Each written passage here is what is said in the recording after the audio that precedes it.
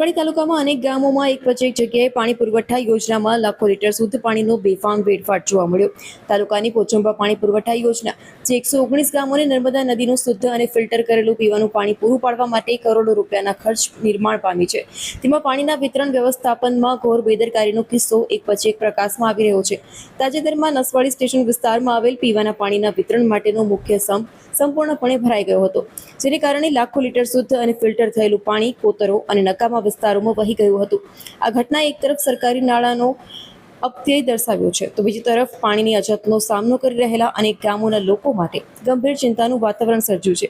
આ પોચંબા પાણી પુરવઠા યોજના થકી નસવાડી સ્ટેશન વિસ્તારમાં આશરે 4000 રહેવાસીઓ તેમજ નજીકના કોંકાવટી ગામને ફિલ્ટર કરેલું શુદ્ધ પાણી મળતું રહે, પરંતુ સમ્પ ભરાઈ ગયા બાદ પાણી પુરવઠા વિભાગના સંબંધિત કર્મચારીઓએ પરિસ્થિતિ પર ધ્યાન આપવાના બદલે લાંબા સમય સુધી લાપરવાહી દાખવી ઘટનાના બાદ લગભગ 2 કલાકથી વધુ સમય સુધી સંપમાંથી પાણીનો અવિરત પ્રવાહ વહેતો રહ્યો।